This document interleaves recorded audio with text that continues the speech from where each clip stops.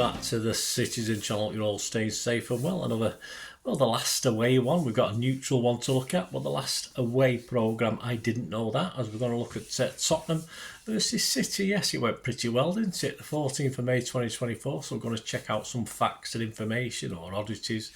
Interesting stuff within the hard copy memory of the game. Yes, we've got Mr. Paul Power in this as well. It's nice. It was a nice surprise to read a little bit on Paul Power.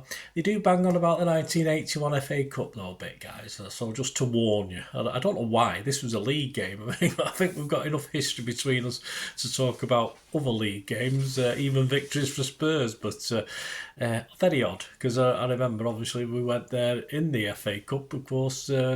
Back in January, and I don't remember they banged on about it as much in the programme, although they did on the pitch, of course. But anyway, perhaps that's all they've got these days. But we'll talk about another European. We'll talk about European triumph as well in here. So they have got other things they can talk about, believe it or not. Right, £4 for 84 pages. Very, very reasonable, of course. The cover, normally City's nemesis, this, isn't it? Not this time, as we ended the bowl, of course, with Mr. Son, but he will appear again as well before we finish today.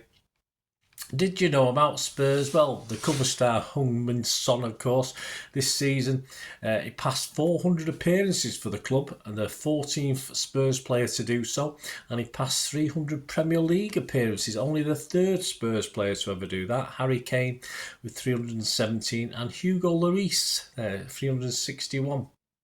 He's in the top 5 Spurs goal scorers, alongside, well, not alongside, but with Kane with 280. Jimmy Greaves, remember it? I've watched him play. 266. Bobby Smith, no, don't remember him. 208. And Martin Chivers, I watched him play as well. 174 goals. They got an article called "A Story of the Shirt," where they pick a certain shirt, and this time an interesting little story, a sad story actually, inevitably. They've got the keeper's jersey worn by Tony Parks in, yes, their UEFA Cup final win. Went to penalties in the second leg. It was a two-legged affair over Anderlecht in 1984. Parks refused to actually wear, when they went over to Anderlecht, the kit man laid out a red goalkeeper's top, and obviously Tony Parks, being a true Tottenham fan, refused to wear it. I'm not going to wear red, which is, yeah, I fully agree with his stand, in fairness. And he managed to find a green Lecoq shirt for him to wear instead, so he did that. But the story does have a sad ending. Despite that win, of course, in the final, which was a glorious win, Tony Parks went on to give this shirt to his son, but he tragically died in a car accident or through injuries from a car accident in 2015. So a little bit of a sad ending for that shirt, but very, very interesting, but very sad. Rest in peace. Spurs bang on about the 81 win, as I've said in a couple of articles. I mean, as I said, I think they should have perhaps picked a league game, but at least Glenn Hoddle admitted, and I don't think he had much option really, that they got away with it in the first game. They certainly did. Anything about City? Well, not too much. The opposition view from Paul Power. So we'll have a look at that before we go. We'll read a little bit of excerpt. My glasses are working. I'm having trouble reading with these glasses on. I don't think my eyes have adjusted yet. Well, I hope that's a problem. About City and Spurs, in that number, it looks at players that have worn the number 20 jersey for Spurs since squad numbers began, of course, about 30, of course, with the Premier League 30 years ago. The most obvious ones for Spurs were Dele Alli. He wore it 269 times, a number 20, and Dawson wore it 324 as well. And for us, of course, the one that springs immediately to mind is Bernardo, isn't it, as wearing the number 20. But of course we've also had Steve McManaman, not so good. Owen Hargreaves, not so good. Carlo Nash, okay. Georgios Samaras, yeah, he was alright for a little while. And Filippo Casido and Eliaquim Mangala, of course, all wore the number 20. I think we'll stick with Bernardo. We won't go any further on that one. There's an image actually of the action from the quarter-final at Main Road in March 1993, of course. An infamous quarter-final for pitch invasions, riots, you name it. A 4-2 win for Spurs, of course. But there's a little caption next to the pitch, and it simply says, "A lively atmosphere." Well, that's one way of putting it. But it wasn't our greatest moment as fans, but no mention of that in the little piece anyway, or the little caption to the image. So no grudge held by Tottenham for that, but yeah, well, it wasn't the greatest day for City, or well, certainly the fans either, or City. Played for both include people like Michael Brown, of course, 103 times for City, 64 for Spurs. Veteran Corluka, remember him, 41 for City, 109 for Spurs. And of course, the most obvious one, who's just clocked up 300 appearances for City, hasn't he? Kyle Walker. But he managed 220 games for Spurs. That's not bad, is it? You just think he's been at ours forever, don't you? This game was actually the 100th, yes, it was the anniversary, the 100th Premier League games we played at the Tottenham Hotspur Stadium. The first game they played there was back in April 2019, the 3rd of April, 2-0 win over Palace. Of course, City's first time there was a disastrous 2-0 loss on the 2nd of February 2020.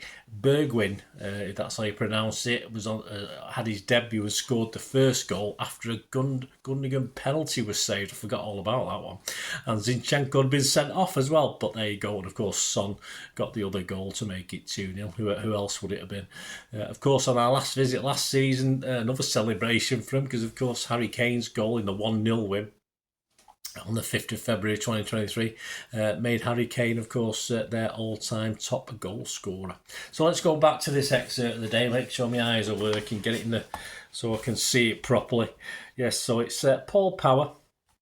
He made I've not checked this stat. He made 444 appearances for us between 75 and 86, and he's recalling memories of matches against Spurs during his career, including the 1981 FA Cup final. So I'll just read a couple of little questions and answers out for you. This is Paul Power, of course.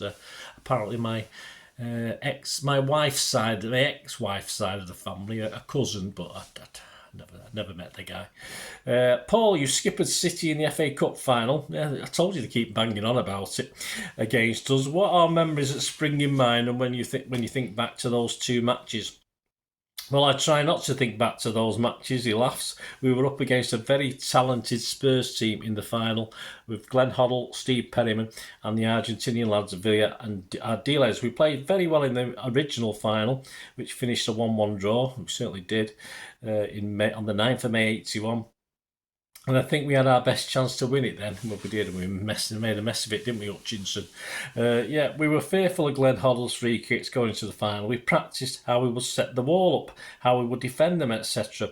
In training, Glenn had the ability to bend the ball over the wall and into the top corner. When Spurs had a late free kick in the game, Tommy Hutchinson was furthest away from the ball in our wall. He came off the wall just before the ball was struck, with the idea he could get to it first if Joe Corrigan saved it or it hit the woodwork. He moved slightly earlier than we'd practised. It struck him and he practised it. Flipping heck, that's even worse. It struck him, took a huge deflection which saw the ball end up going into the core of the goal that Joe had just dived from.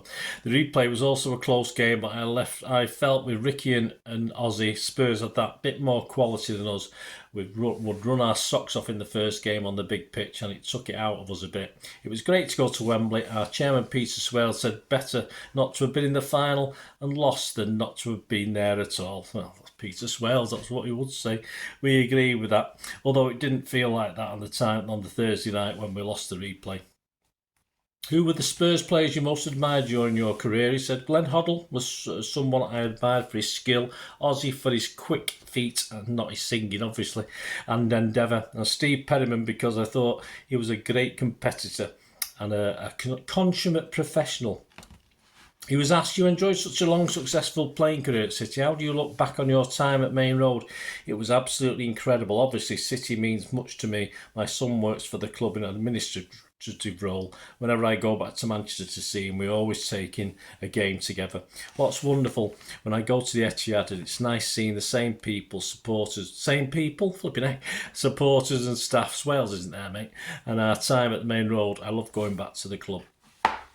A bit later on, he's asked a couple of questions about Spurs, but just a couple of questions later, he was asked Can you tell us a bit about what you've been up to since retiring from playing? He said, after my playing career ended, I went into coaching staff at Everton under the management of Howard Kendall and Colin Harvey. After that, I joined the PFA Community Programme, an area manager for the North West. I held that role for around 8 years.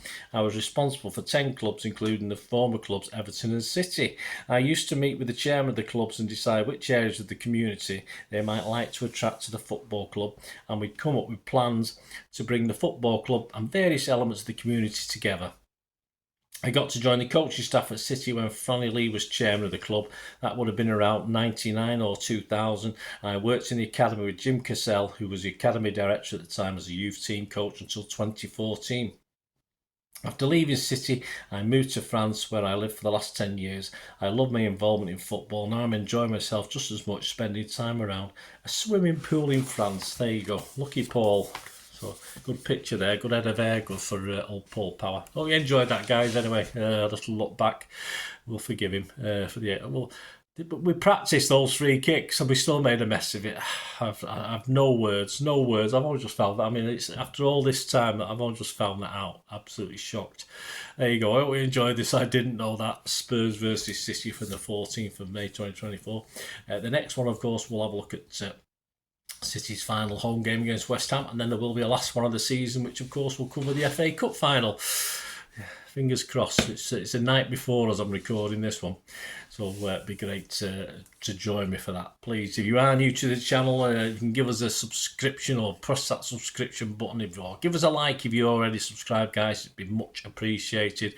Of course, for next season, I'm trying to get a couple of new things doing. I don't know how successful I'll be, but if you have any interest at all in wanting to support or sponsor the channel in any way, just get on to me through my various media things, and we can have a chat about that. I mean, I can scratch your back, you scratch mine. If I can do something for you and you can do something for me, that'd be absolutely fantastic. Of course, so you can contact me through the same address on X and TikTok. Same address is at Bernard_Deneen. I'm on Facebook at Bernard Deneen, or just message me through this YouTube channel, guys. Just give us a message and we'll have a chat. See what we can do. So thanks for watching, guys. Let us know any memories that have come to the fore from listening to that little action on I Didn't Know That. So we on those games, I went to my first, of course, Tottenham Stadium game for the FA Cup this season, so I missed some of those, but what are your memories? Let me know. Thanks for watching, guys. Until we meet again, I want to ask one thing, don't I? Please stay safe, Blues. Come on, City. Bye for now.